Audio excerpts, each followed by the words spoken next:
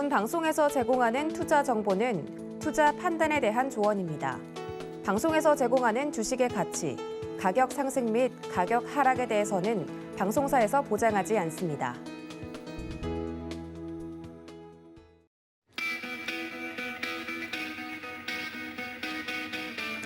안녕하십니까. 고수익 작전 타임 진행의 도지은입니다. 최근 우리 시장은 4월 달에 들어서면서 변동성은 축소가 됐지만 2750선 위에서 보합권에서 좀 움직이는 모습을 계속해서 보여주고 있습니다. 변동성이 줄어든 만큼 매매하기는 쉬웠을까요? 많은 투자자분들의 이야기를 들어보면 그건 아니었다고 합니다. 4월 달 실적 시즌이 도래한 만큼 어떤 전략을 짜가면 좋을지 많은 투자자분들에게 오늘도 장 전에 작전, 전략 좀 짜드리도록 할 테니까 끝까지 저희와 함께 해주시기를 바라고요. 간밤에 뉴욕 증시 같은 경우는 어제와 사뭇 다른 분위기였다고 합니다. 조금 더 강한 긴축 이야기에 긴장하는 분위기였다고 하는데요. 바로 내용 체크해 보도록 하겠습니다. 글로벌 시황센터 연결하죠. 안녕하세요. 캐스터 박재은입니다. 오늘도 자세한 외신과 미국 상황 전달을 해드리도록 할 텐데요. 간밤 뉴욕 증시는 하락 마감을 했습니다. 연준의 브레이너드 부의장이 매파적 발언을 내놓자 투심이 급격하게 위축되는 모습이 나타났는데요. 특히나 발언 이후에 10년물 국채 금리가 장중 2.56%까지 치솟기도 했습니다. 이렇게 투심이 위축된 분위기 속에서 일제히 3대 지수 하락 흐름을 나타냈습니다. 자세한 흐름 살펴보도록 하죠. 다우존스는 0.8% 밀리면서 34,641선에 마쳤고요. 나스닥이 3대 지수 중에 가장 큰 폭으로 떨어지면서 2.26%대 조정을 받았습니다. S&P 500은 1.26% 밀리면서 4,525선으로 거래 마쳤습니다. 다음은 주요 기술주 흐름 살펴보겠습니다. 아무래도 성장주가 가장 큰 타격을 받다 보니까 국채 금리에 연동되는 움직임이 나타났는데요. 일제히 조정받는 모습이 나타났습니다. 애플부터 살펴보시죠. 애플은 1.89% 밀리면서 175달러 선으로 거래 마쳤는데요. 연례 애플리케이션 개발자 행사인 세계 개발자 대회 2022를 개최한다는 소식을 함께 전했습니다. 이어서 살펴보도록 하죠. 마이크로소프트는 1.3% 밀렸고요. 알파벳 A는 1.67%대로 밀리는 모습이 나타났습니다. 다음 장 이어서 살펴보도록 하죠. 네, 먼저 아마존은 2.55% 조정받는 모습이 나타났는데요. 세계 로켓 발사 업체와 인공위성 관련 계약을 체결을 하면서 우주인터넷 사업에 시동을 걸었다는 평가를 받고 있습니다. 잠시 후에 외신 뉴스에서 자세히 분석해드리도록 하고요. 이어서 테슬라는 4%대 조정받으면서 1,091선으로 마무리 짓는 모습이었습니다. 엔비디아는 5%대 낙폭을 기록하면서 259달러 선으로 거래 마쳤습니다. 다음 장도 살펴보도록 하죠. 먼저 변동성 지수는 13%나 급등을 하면서 21포인트 선으로 마쳤고요. 반면 WTI는 1.3%로 조금은 안정세를 찾아가는 모습이 나타났습니다. 최근 우크라이나 사태로 인해서 공급난 우려가 계속되고 있는 가운데 변동성이 크다는 점 확인해 보시면 좋을 것 같고요. 골드는 0.3% 빠지면서 1,927달러 선으로 거래 마쳤습니다. 특징주 흐름 다음은 살펴보도록 하죠. 먼저 경기 침체를 상대적으로 잘 견디는 경기 방어주의 흐름이 좀 쏠리는 모습이었는데 월마트가 0.28% 소폭 오르면서 마쳤고요. 프록터앤갬블은 0.35% 강보합권, 그리고 존슨앤존슨은 0.65% 상승을 하면서 177달러 선으로 거래 마쳤습니다. 이어서 살펴보도록 하겠습니다. 트위터는 전거래일 27% 폭등한 데 이어서 또다시 급등 양상을 나타냈는데요. 이 테슬라의 CEO인 일론 머스크가 트위터 이사회에 합류했다라는 소식이 알려지면서 급등한 것으로 보여지고 있습니다. 트위터 2%대 추가 상승 나오면서 50달러 선에 마쳤고요. 다음은 니오 살펴보도록 하겠습니다. 다른 자동차 기업들이 동사의 전기차용 배터리 교환 기술에 관심을 갖고 있는 것으로 알려졌고요. 이에 따라 좋은 소식이었지만 그래도 급락세를 시현한 모습이 나타났습니다. 아무래도 시장에 반영이 되지 못한 모습이 나타난 것으로 보여지고요. 22달러 선으로 거래 마쳤습니다. 어큐이티 브랜드는 8%대 급락하는 모습이 나타났는데요. 컨센서스를 상회하는 실적을 발표했다는 점 함께 확인을 해보시면 좋을 것 같습니다. 네, 이렇게 특징주 흐름까지 만나봤고요. 이제는 외신 하나하나 들여다보도록 하겠습니다. 먼저 첫 번째 소식부터 살펴보도록 하죠. 인플레이션이 장기화되고 있는 가운데 이에 대응하기 위해서 연준이 긴축 시계가 빨라질 것이다라는 기사가 나온 건데요. 헤드라인부터 살펴보면 Fed's Brainerd sees balance sheet reduction soon and at a rapid pace.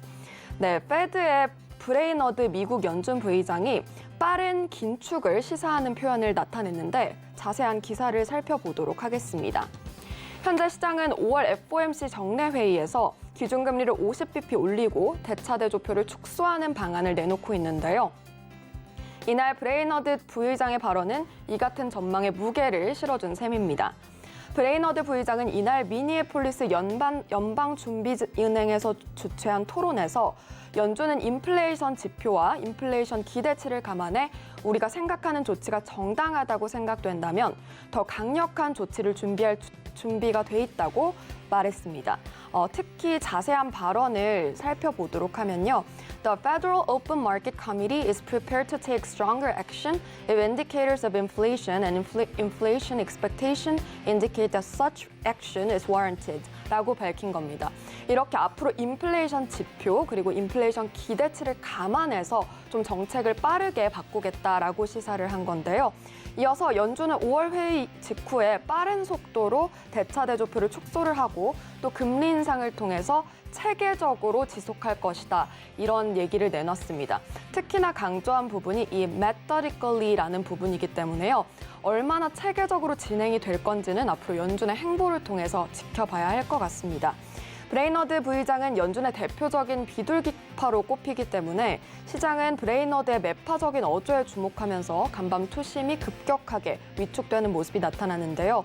우리 시간으로 내일 새벽 FOMC 의사록이 공개가 되기 때문에 이에 따른 시장의 반응까지 저희와 함께 체크해 보시면 좋을 것 같습니다.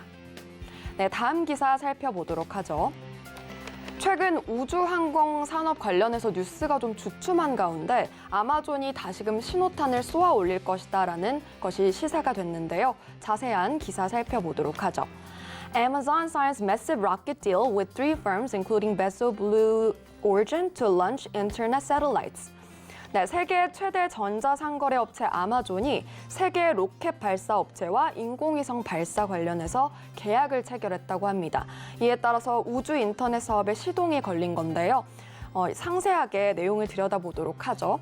아마존은 이날 항공사 보잉과 로키드 마틴의 합작 법인인 유나이티드 론치 얼라이언스 그리고 프랑스 위성 발사 기업인 아리안 스페이스 그리고 추가적으로 아마존의 창업자인 제프 베이조스의 블루 오리진까지 이렇게 3개의 업체가 최대 83회의 위성 발사 계약을 체결했다고 밝혔습니다.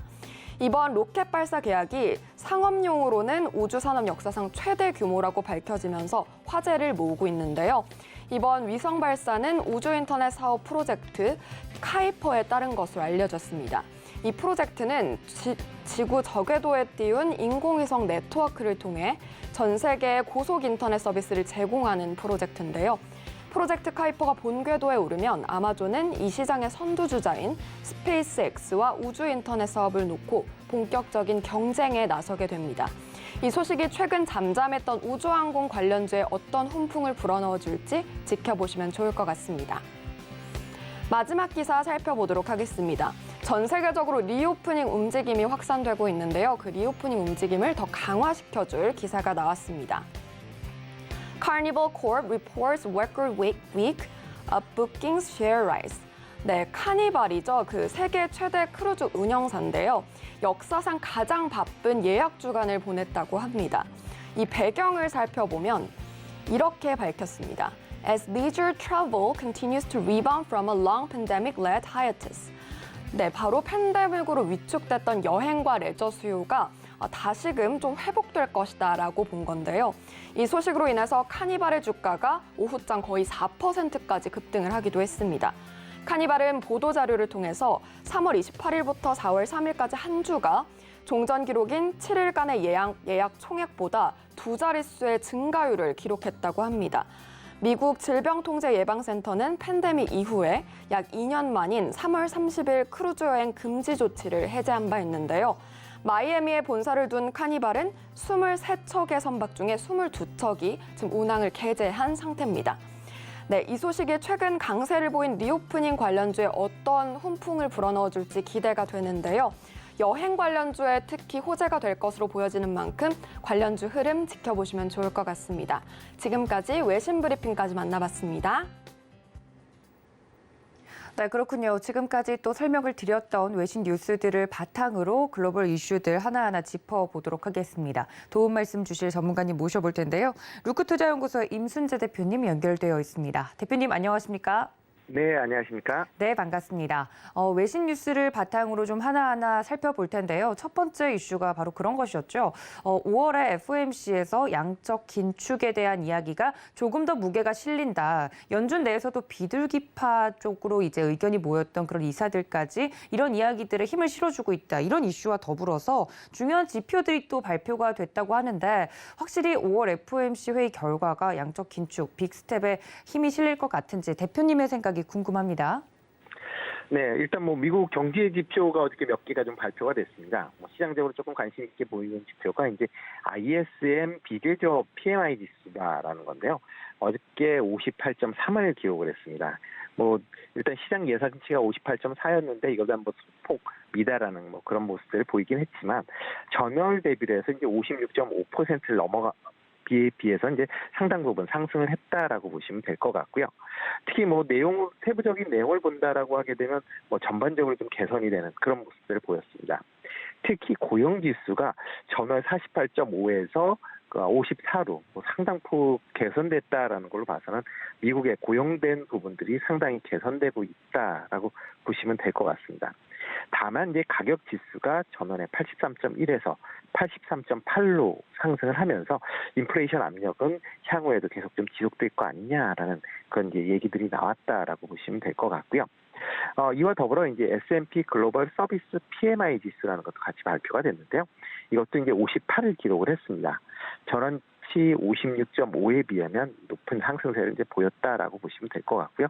특히 이제 미국 경제가 오미크론 이제 확산세가 진정이 되면서 전사업 영역으로 해서 좀 개선되는 그런 모습세가 좀 이어지고 있다라고 보시면 되겠습니다.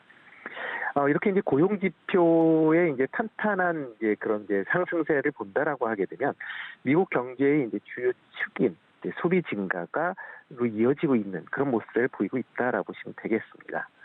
미국 경제 같은 경우는 소비가 3분의 2를 차지할 만큼 상당 부분 이제 중요한 부분을 차지하고 있는데요. 고용이 좋아진다라고 하게 되면 개인들의 씀씀이가 커지고 경제가 활성화되는 이런 선순환 구조를 갖는다라고 보시면 되겠습니다. 이에 비해서 이제 인플레이션이 지속이 된다라고 하게 되면 실질 소득이 감소하고 그다음에 소비가 위축이 되면서 경기 침체로 이어지는 이제 그런 이제 악순환의 순환고리가 되기 때문에요. 일단 미국 연준 입장에서도 인플레이션을 잡기 위한 여러 가지 노력이 지금 이루어지고 있다라고 보시면 되겠습니다. 특히 이제 전일 미국 증시가 좀 하락을 했었던 가장 큰 이유가 이제 브레이더드 미 연준 의사의 그 발언입니다.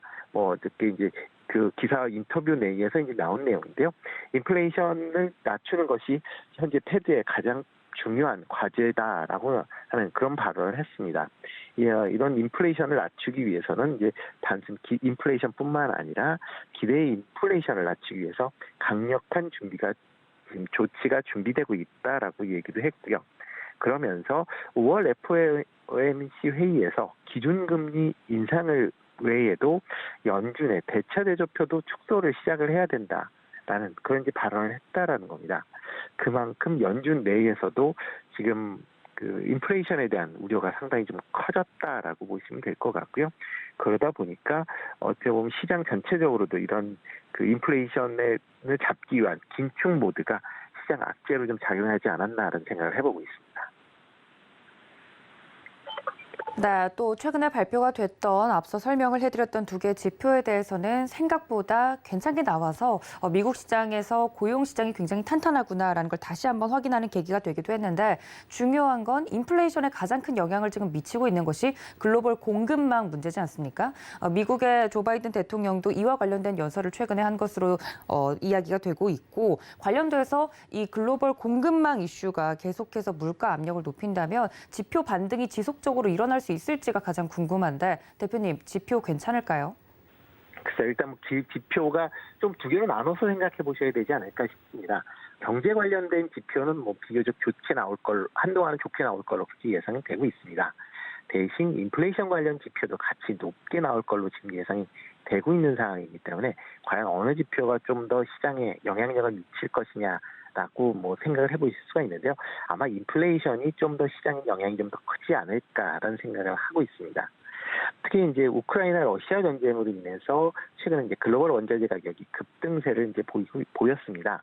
뭐 최근 이제 전쟁이 조금 이제 소강 상태를 보이면서 뭐 조금 원자재 가격이 하향하고 있는 그런 모습이지만 여전히 연초 대비 높은 수준을 지속하고 있다라는 거고요. 특히 뭐 WTI 원유 같은 경우 3월 초에 130달러를 치솟았다가 지금 최근 이제 100달러 선에서 등락을 하고 있는 그런 모습입니다. 특히 이제 미국의 전략 비축유 방출 소식으로 인해서 뭐 조금 이제 하락을 했고요. 거기에 또 이제 중국의 그 코로나로 인한 이제 봉쇄 조치 확대로 인해서 뭐 일단 중국발 수요가 감소할 것이다라는 두 가지 이슈 때문에 조금 조정을 보인 그런 상황입니다. 그렇지만 여전히 러시아에 대한 부분은 뭐 계속 남아있는 그런 상황이기 때문에 언제든지 다시 반등할 여지는 뭐 충분히 있다라고 보시면 될 것 같고요. 그 외에 이제 알루미늄이나 니켈, 아연, 알루미늄 같은 경우도 3월 초의 고점 대비에는 하락을 했지만 연초 대비는 20-30% 계속 상승해 있는 그런 상황이다라고 보시면 되겠습니다. 이러한 이제 원자재 가격이 조금 안정되기 위해서는 우크라이나 러시아 전쟁이 일단 종전이 이루어져야 되는데요. 현재 뭐 정전회담은 뭐 계속 진행되고는 있지만 양측 간 이견 차이가 쉽게 좁혀질 것이냐라는 건 또 다른 관점으로 보시는 게 맞지 않을까 싶습니다. 따라서 지금 종전회담은 상당히 시간이 좀 걸릴 것 같고요.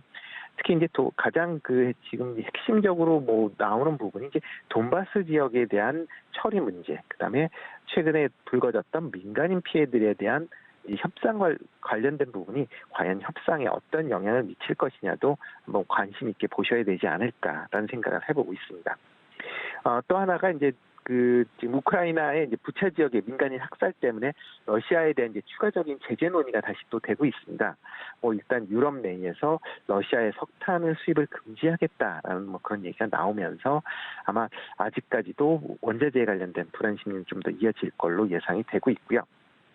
뭐 이런 것 때문에 인플레이션이 뭐 일단 1분기 내에 피크를 찍고 이후에 좀 하락하지 않을까라는 기대감이 좀 있었는데 일단 그 기대감은 좀 더 이후로 미뤄질 걸로 그렇게 예상이 되고 있습니다.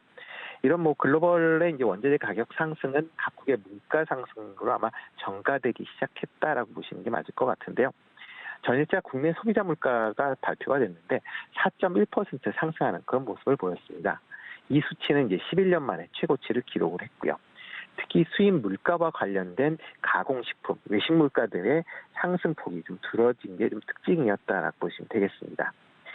미국이나 유럽 같은 경우도 이제 3월 소비자 물가 지수가 아마 다음 주에 이제 발표가 될 걸로 예상이 되고 있는데요. 이렇게 된다라고 하게 되면 전쟁 영향으로 인해서 아마 물가가 지난달에 비해서 더 상승하는 그런 모습을 좀 보일 것 같고요.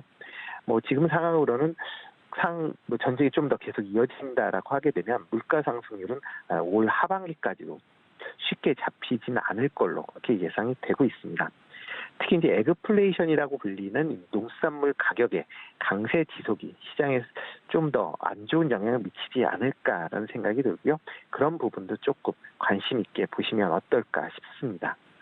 그리고 뭐 최근에 이제 미국 국채금리의 이제 장단기 역전 현상으로 인해서 다소 이제 투자 심리가 조금 위축되는 측면은 있습니다.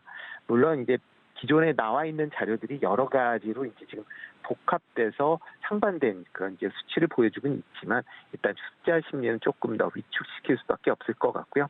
특히 이제 전일과 같이 뭐 기준금리를 큰 폭으로 올린다든가 아니면 대차 대조표를 축소하겠다라는 그런 얘기가 나온다라고 하게 되면 성장주 중심으로는 조금 주가가 조정을 받지 않을까라는 그런 생각은 해보고 있고요. 이번 주 다음 주 또한 계속 이제 거시 경제 지표가 발표될 예정입니다.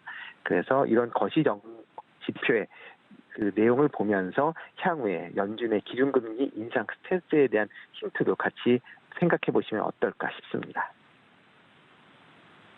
네, 앞서 외신 뉴스에서도 말씀을 드렸다시피 연준에서 가장 신경 쓰고 있는 부분이 이 인플레이션이고 인플레이션 지표에 대한 부분들은 투자자분들이 계속해서 체크해 가시는 것이 좋겠다 이야기까지 드렸습니다. 다음 이슈로 좀 넘어가 보도록 할 텐데요. 전쟁도 그렇고 이게 시장 자체가 변동성이 크다 보니까 많은 투자자분들이 안전자산인 금 투자에 좀 몰리고 있다라는 이야기도 나오고 있습니다. 시장이 어려울 때 금 투자만큼 또 안정적인 게 없다라고 이야기들을 하지만 지금 이 상황에서 금 투자 괜찮게 보시는지 궁금한데요. 네, 뭐 전쟁이나 이제 금융위기 같이 이제 불확실성이 확 커지게 되면 이제 안전자산인 이제 금에 대한 수요가 증가하는 뭐 그런 전통적인 이제 모습을 보이고 있습니다. 뭐 과거 본다라고 해도 1980년대에 뭐 2차 오일 쇼크나 그다음에 08년도에 글로벌 금융위기, 그다음에 유럽 재정 위기 때도 금 가격은 급등하는 그런 모습을 보였습니다. 이번에 코로나 팬데믹에도 이제 초기에 금 가격이 상승한 이후에 하향 안정세를 하는 그런 모습을 보였는데요. 근데 이제 최근 들어서는 약간 좀 다른 모습을 좀 보이고 있습니다. 금 가격 자체가 기존에 이제 그 안전자산이다라는 뭐 그런 이제 생각들을 많이 하고 있었는데요. 그 대신 이제 금을 대체할 수 있는 암호화폐가 최근에 이제 얘기가 나오면서 금이 예전 같은 그런 이제 강력한 안전자산으로서의 그리고 이제 인플레이션 해지 수단으로서의 역할이 조금 줄어드는 거 아닌가라는 생각을 좀 해보고 있습니다. 대신 이제 기존의 안전자산이었던 일본 엔화가 금과 같이 안전자산 역할을 상대적으로 좀 못하는 그런 모습도 같이 보이고 있는데요. 일단 암호화폐가 금 대체 역할을 수행을 하면서 금에 대한 수요가 예전에 비해서 상당 부분 좀 줄었다라고 보시면 되겠습니다. 특히 암호화폐 같은 경우에 이제 거래 편의성, 그다음에 희소성이 이제 투자 자산으로 최근에 이제 다시 좀 부각이 되면서 좀 관심을 받으면서 금에 대한 뭐 대체제로서도 지금 강한 그런 모습을 좀 보이고 있다라고 보시면 될 것 같고요. 특히 이제 같은 안전자산으로 이제 분류되고 있는 미국 국채 금리가 최근 이제 급등세를 보이고 있습니다. 이에 따라서 금에 대한 매력도가 좀 하락했다라고 보여지는데요. 미국 국채 같은 경우는 보유하고 있으면 정기적인 이자가 지급이 됩니다.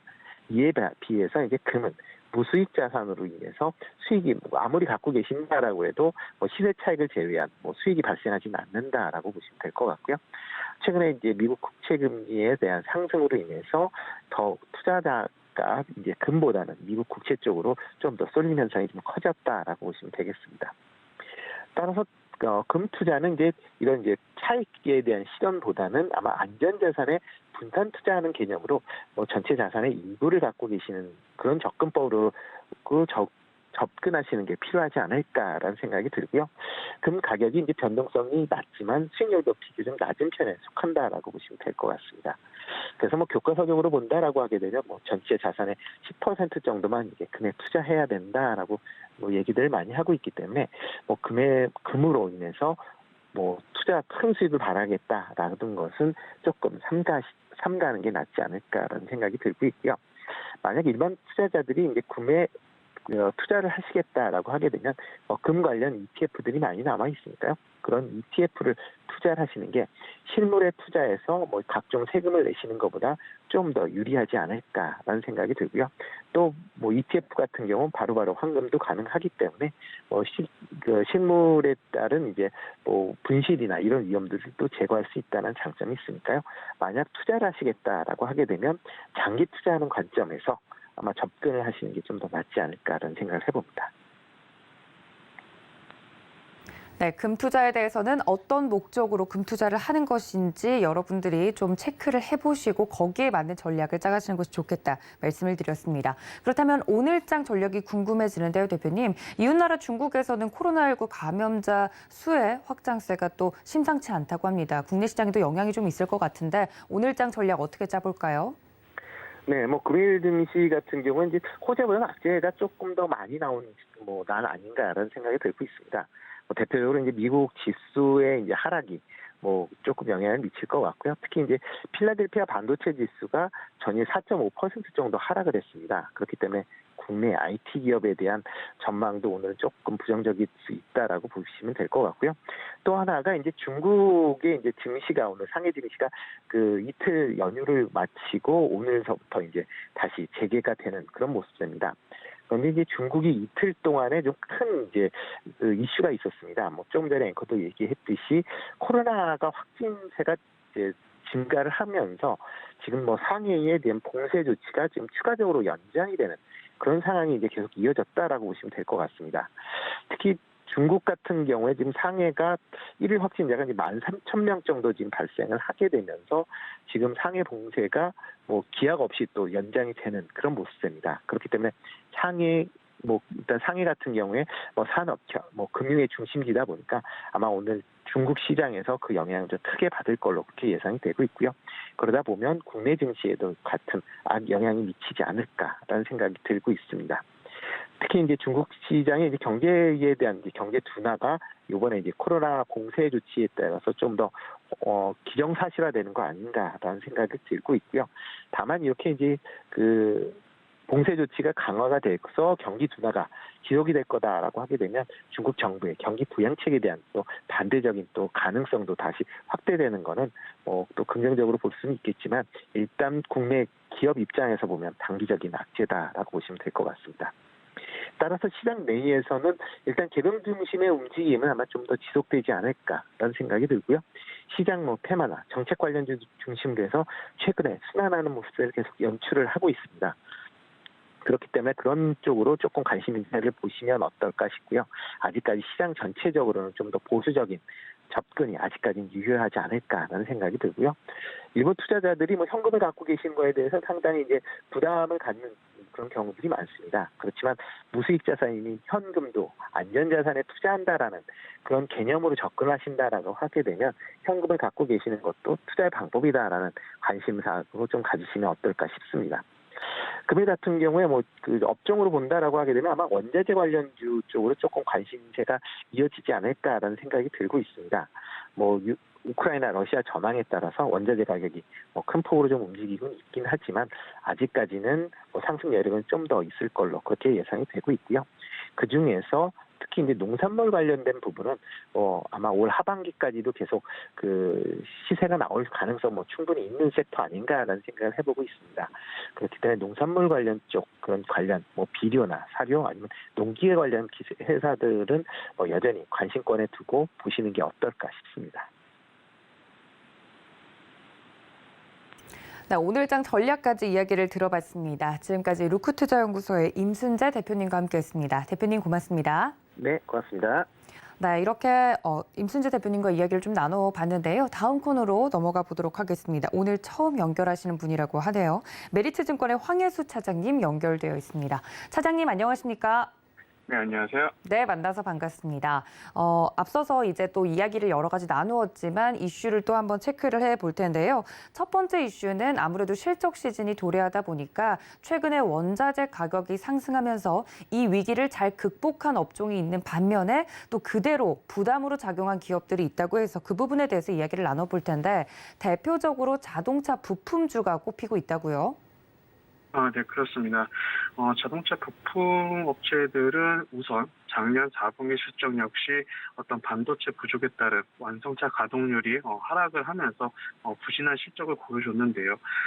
올해 같은 경우 1분기 실적 역시 그 완성차 업체들이 그동안의 어떤 그 물량 확보를 통한 수익성을 극대화하는 전략에서 이제는 생산이 제한된 상황에서 수익성을 극대화하는 전략으로 전환이 되면서 계속해서 중소형 부품 업체 같은 경우는 수익성이 악화되는 모습이 나타나고 있는 상황입니다. 계속해서 우리나라 중소부품 업체들 같은 경우는 매출처가 굉장히 편중되어 있기 때문에 실적 부진이 올해 1분기에서도 작년에 이어서 계속해서 나타날 가능성이 있다는 점을 말씀드릴 수가 있겠고요. 과거의 어떤 물량 위주의 성장 시대처럼 다 같이 이익이 잘 나오는 시기는 조금 이제는 기대하기 힘든 상황이다라고 말씀드릴 수가 있겠습니다. 따라서 전통적인 어떤 자동차 부품주의 실적은 당분간은 약간은 하향 곡선을 나타날 가능성이 높다라는 점을 말씀을 드리겠는데요. 다만 어떤 미래차 트렌드에 부합하는 섹터들, 자율주행이라든지 친환경 관련 그 자동차 부품 업체들의 실적은 오히려 그 상승세를 나타낼 수도 있다 이렇게 말씀을 드리겠습니다. 네, 말씀해 주신 것처럼 그대로 이 원자재 가격 상승이 조금 이 기업 이익이나 실적에 부담이 주는 부분으로서 대표적으로 자동차 부품주를 이야기를 해드렸습니다. 관련돼서 확실히 위기를 잘 극복하는 업종이 있는 반면 그대로 부담을 안고 가는 업종도 있을 것 같아서 이번 1분기 성적표에 대해서 많은 투자자분들이 관심이 쏠릴 것 같은데요. 다음 이슈로 좀 넘어가 보도록 하겠습니다. 반면 기대감을 가지고 있는 업종들도 있습니다. 앞으로 이 코로나19 이후 이 시대에서 앞으로 조금 더 마스크를 벗고 야외 활동이 활발해지면 활기를 띨 만한 업종으로 주류 업계가 또 꼽히고 있는데 이 부분에 대해서는 어떻게 생각하시나요? 우선 말씀해주신 대로 이런 팬데믹 상황으로 넘어들기 시작하고 그리고 최근에 어떤 인플레이션이 계속해서 가파르게 나타나기 시작하면서 국내 시장 같은 경우 엔겔 지수가 굉장히 큰 폭으로 상승하는 모습을 보여줬습니다. 주류 시장 같은 경우도 실질적인 수혜를 보고 있다라고 말씀드릴 수가 있겠는데요. 올해 같은 경우 주류 시장이 코로나19가 발생한 첫 해인 2020년의 상반기 수준까지만 회복이 되더라도 주류 업체의 실적 성장은 작년 기준 10% 이상 성장될 것으로 전망이 되고 있기 때문에 주류 업체 쪽은 계속해서 관심을 가지시는 게 좋겠다라고 말씀드릴 수가 있겠고, 또한 소주와 맥주의 어떤 판가 인상이 실질적으로 나타나면서 이익 레버리지 효과가 나타날 수 있다는 점도 감안했을 때 올해 주류 업체들의 어떤 실적 모멘텀은 계속해서 연중 내내 유효한 부분이다라고 보시면 될 것 같습니다. 네, 그렇군요. 이렇게 좀 기업 실적에 영향을 미치는 호재와 악재를 가지고 있는 업종들, 대표적으로 주류와 자동차 부품 업종을 좀 간략하게 설명을 들어봤는데요. 그렇다면 이미 성적표를 받아들고 나서 투자를 하면 너무 늦지 않습니까? 지금 실적 시즌을 좀 본격적으로 앞두고 오늘장에서 저희가 볼만한 부분은 어떤 포인트를 좀 짚어보면 좋을지 차장님께 의견 여쭙겠습니다. 우선 말씀해주신 대로 이제 이번 주 목요일 삼성전자의 1분기 잠정 실적을 발표로 어닝 시즌에 본격적으로 돌입을 하게 되는데요. 1분기 실적 성장이 나타날 것으로 전망되고 있는 섹터들, 2차 전지에서는 빅셀 업체들, 대형주 섹터 위주로 접근하시는 것이 유효하겠다라고 말씀드릴 수가 있겠고, 대표적인 성장 섹터 중에서 어떤 최근에 주간의 매도로 주가가 하락한 종목들, 하지만 펀더멘털이 튼튼한 성장주 섹터 위주로 포트폴리오를 늘리시는 전략도 유효하겠다라고 말씀을 드리겠습니다.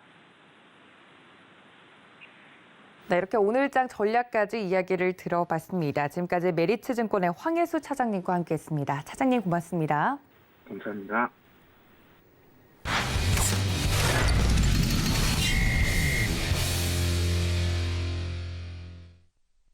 네, 이슈 분석을 바탕으로 본격적으로 국내 증시 작전 짜보도록 하겠습니다. 이 시간을 늘 꽉 채워주시는 분이시죠. 글로원 파트너스 이성웅 이사님 연결해 보도록 하겠습니다. 이사님 안녕하십니까? 네, 안녕하세요. 네, 반갑습니다. 첫 번째 이슈로 좀 넘어가 보도록 할 텐데요.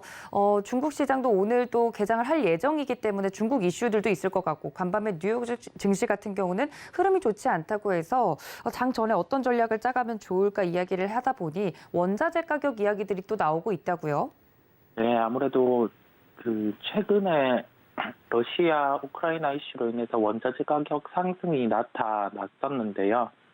니켈 같은 경우는 아주 특이하게 투기적인 요소까지 포함하면서 좀 구간 대비 과도한 상승까지 나타나는 흐름 저희가 확인을 할 수 있었습니다. 이와 같은 이슈가 일부 제자리를 찾아가는 단계에서 통상 원자재 가격들의 변동성이 축소되는 구간이 나타나기 마련인데 되려 이제 변동성이 확대가 되는 국면을 저희가 확인을 할 수 있었고요. 특히 어제 미국 시장 같은 경우에서 유가라든지 천연가스 부분에서 변동성이 다시금 확대가 되는 걸 알 수가 있었습니다. 최근 원자재 가격의 상승 흐름이 지속이 되고 있는 상황인데 이 부분에서 저희가 테마 요소를 가진 종목들, 즉 테마 요소라고 하면은 실적과 연결시킬 부분이 적은데 여기에서 주가 변동성은 크고 여기에 대한 기대 수익률도 상당히 변동성보다 높은 종목을 말하는데요. 투자자분들이 지금 원자재와 관련된 종목들의 주가가 움직이지 않았다면 테마주로도 접근을 하셔도 되는데 지금 한 차례의 시세가 난 상황이다 보니까 지금은 실제적으로 원자재 가격이 상승했을 때 시차가 있지만은 실적과 연결되는 기업을 찾는 게 필요하고요. 그 원자재 가격 중에서 구리 가격이 5년 내 고점 부근에 있는 상황입니다. 그렇다 보니까 구리 가격과 연동해서 실적이 긍정적일 수 있는 업체를 말씀드리도록 하겠습니다. 특징주는 풍산인데요. 풍산 같은 경우는 실적이 그 전기동 가격이죠. 전기동이 그 정년 자체를 얻은 구리를 의미하는데 이게 순도 자체가 99.9% 이상이다 보니까 저희가 통상 구리라고 일컫기도 하지만은 산업적인 용어로 전기동이라고 일컬어지고 있습니다. 이와 그 전기동의 가격 흐름과 풍산의 실적은 연동해서 움직이는 경향이 있는데 이 3월 초 기준으로 1,730불 톤당 이 정도의 가격이었습니다. 사상 최고치의 가격이었는데 그 중국 코로나 확산에 따라서 봉쇄 부분이 있다 보니까 조정이 일부 나타났었지만 가격 자체가 10,000불 이상의 가격을 유지하고 있는 상황입니다. 가장 큰 포인트는 러시아 우크라이나 전쟁의 장기화 측면인데 이 전쟁이 장기화되면서 전기동의 공급 부분에서 차질 우려가 지속이 되고 있는 상황이고요. 러시아의 동전광 그리고 전기동 생산은 글로벌의 4%를 차지하고 있습니다. 그렇다 보니 외부 변수로 인해서 공급 측면에서 구리 가격은 영향을 받고 있다고 결론을 지어 볼 수 있겠고요. 10,000불의 가격이 유지된다고 하면은 이 부분에서 통상 1분기 실적 같은 경우는 구리 가격이 12월에서 2월에 가격을 반영을 하기 때문에 현재 가격은 이제 2분기 실적을 반영이 되게 됩니다. 그렇다고 하면은 저희가 1분기 실적 같은 경우와 1분기 실적은 이제 예상치가 나오기 때문에 2분기 실적까지 구리 가격을 대입을 해보면 어느 정도 예상을 해볼 수 있겠는데 1분기 실적 자체는 그 전기도 가격 상승도 반영이 되고 추가로 방산 매출까지 긍정적인 부분이 반영이 되면서 영업이익 기준으로는 470억 원대의 영업이익을 기록을 할 것으로 보입니다. 전년 동기 대비해서는 약 24% 정도의 조금 더 낮은 실적이 나타나기는 한데 이게 시장 예상치 자체가 1분기 실적이 낮다 보니까 시장 예상치보다는 높은 실적이 나타날 것으로 보입니다. 종합적으로 봤을 때 원자재 플레이 안에서 통상 1분기 실적의 예상치가 낮은데 1분기보다 실적이 잘 나오고 현재 반영되지 않은 원자재 가격이 다음 분기까지 실적이 긍정적일 수 있는 기업을 찾아서 접근을 하는 것도 하나의 방법인데 여기에서 봤을 때 원자재 플레이로 접근 가능한 기업으로 전기동, 즉 구리 가격과 실적의 연동이 높은 풍산을 오늘 말씀드렸습니다. 네, 원자재 그중에서도 가장 중요한 구리 가격의 상승으로 관련돼서 탄력적으로 움직일 수 있을 만한 특징주 풍산 이야기를 또 해드렸습니다. 그렇다면 두 번째 이슈로 좀 넘어가 보도록 할 텐데요. 두 번째 이슈 같은 경우는 정책 관련돼서 개별주가 또 강세를 보이고 있는데 그 부분에 대해서 집중하면 좋겠다라는 이슈입니다. 저희 이사님께서는 계속해서 새로운 정부가 들어선과 동시에 관련된 수혜를 받을 만한 정책 관련주들은 계속 보자 말씀을 좀 드렸었는데 최근엔 또 로봇이나 원전 그 이외에 다른 것들이 또 뭐가 있을까요? 네, 이게 순환매가 계속 진행이 되다 보니까 말씀해 주신 것처럼 건자재라든지 원전, 로봇과 같은 업종별 변동성이 지속이 되고 있습니다. 추가적으로 현재 정부에서 디지털과 관련된 그러한 정책도 얘기를 하다 보니 그 부분에 대해서는 테마적인 요소가 선행해서 움직이고 있는 걸 저희가 확인을 할 수 있겠는데요. 어제 같은 경우 이제 정부의 노후 원전과 관련된 그런 새로운 추가적인 정책을 발표를 했다 보니까 특징주는 오늘 한전 KPS를 말씀을 드리겠습니다. 고리 2호 가동 같은 경우 예전 정부에서는 노후 원전과 관련해서 이게 추후의 수명 연장에 대해서는 접근을 보류를 했었는데 이번 정부에서 고리 2호의 가동 연장을 고려한다는 얘기를 했습니다.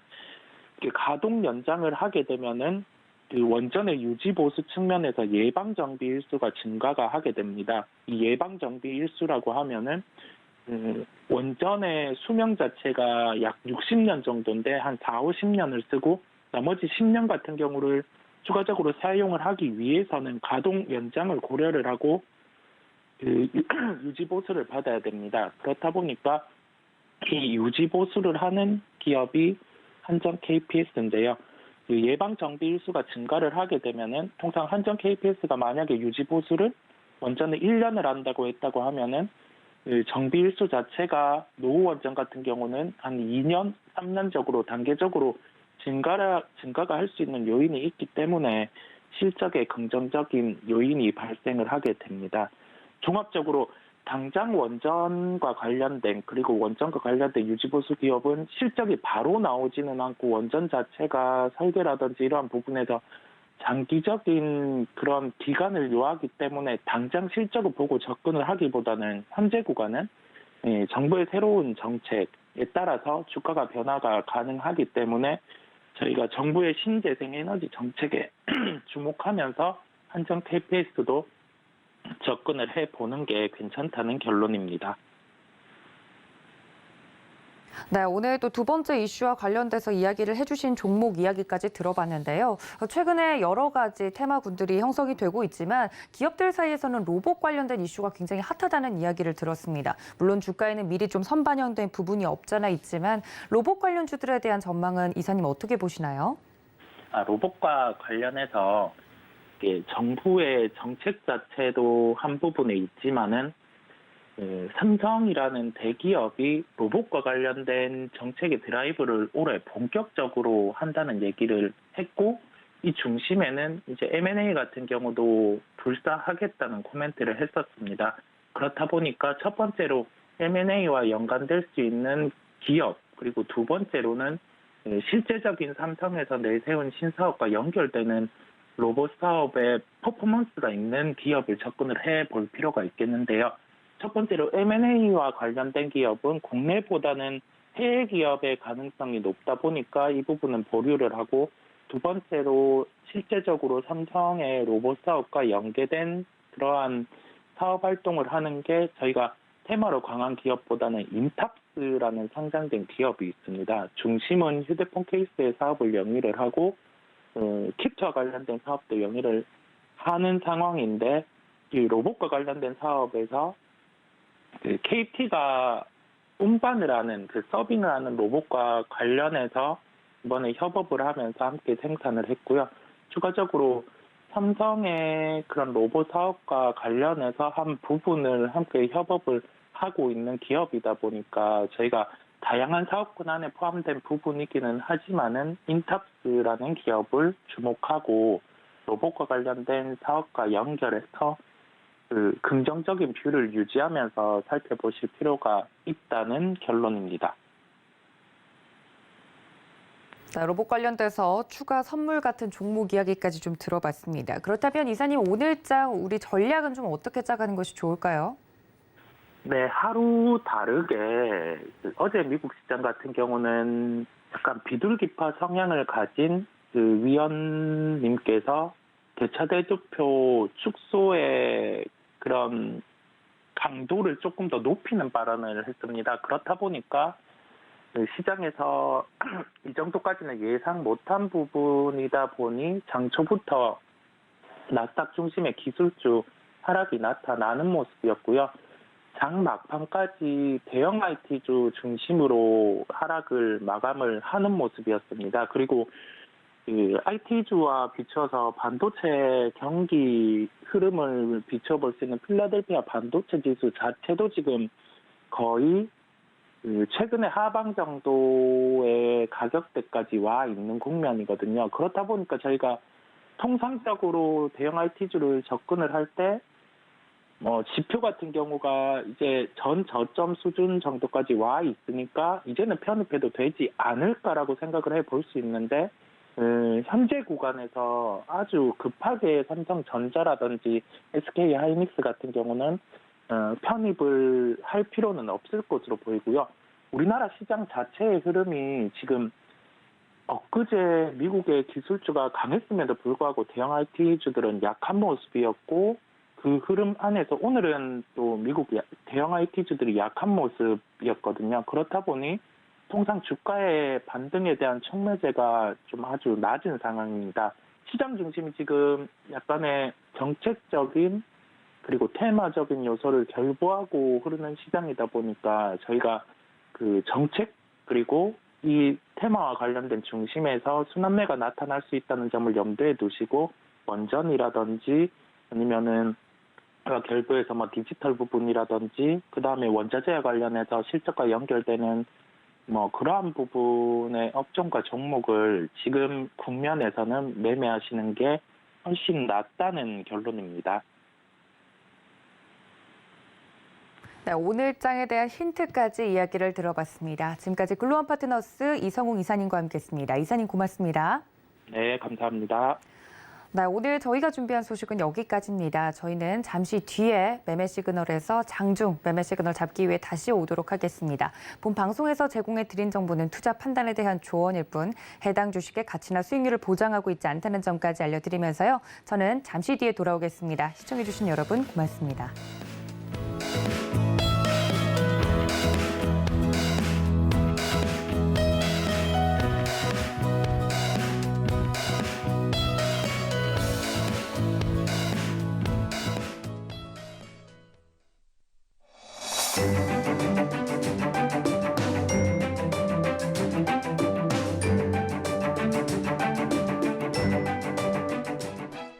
안녕하세요. K웨더 라이프스타일 예보 박유라입니다. 오늘도 따스한 봄 기운이 가득하겠습니다. 낮 동안 서울은 16도, 광주는 20도까지 기온이 크게 오르겠는데요. 다만 아침, 저녁에는 아직 쌀쌀합니다. 일교차가 큰 만큼 환절기 옷차림에 유의하셔야겠습니다. 현재 아침인 지금 서해안을 중심으로는 짙은 안개가 껴 있습니다. 물이 인접한 지역은 가시거리가 급격히 짧아지고 있는데요. 추돌 사고가 예상돼 천천히 서행하셔야겠습니다. 미세먼지 농도는 영동을 제외한 전국에서 나쁨 단계를 보이겠고요. 곳곳으로는 건조특보가 내려지는 등 대기도 건조하겠습니다. 호흡기 건강을 위해 보건용 마스크를 착용하고 불씨 관리를 잘해 주셔야겠습니다. 오늘은 남해상에 위치한 고기압의 가장자리에 들겠습니다. 다음은 자세한 지역별 날씨입니다. 중부지방 대체로 맑은 가운데 아침인 지금 10도를 밑도며 쌀쌀하지만 낮에는 서울이 16도, 대전 20도로 온화해지겠습니다. 동해안도 대체로 맑은 하늘이 예상되는 가운데 일교차가 크겠습니다. 낮 기온 강릉 14도, 울진은 15도가 되겠습니다. 남부지방 맑은 하늘이 펼쳐지겠고 낮 동안 20도 안팎까지 올라 따스하겠습니다. 부산 19도, 대구는 22도까지 오르겠습니다. 동해상으로 하늘이 흐리겠고요. 물결은 최고 2.5m까지 약간 높게 일겠습니다.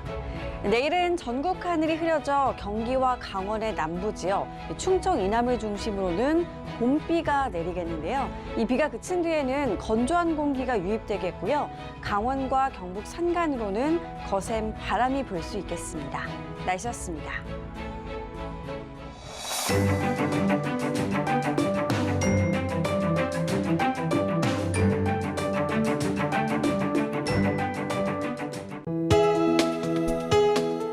본 방송에서 제공하는 투자 정보는 투자 판단에 대한 조언입니다.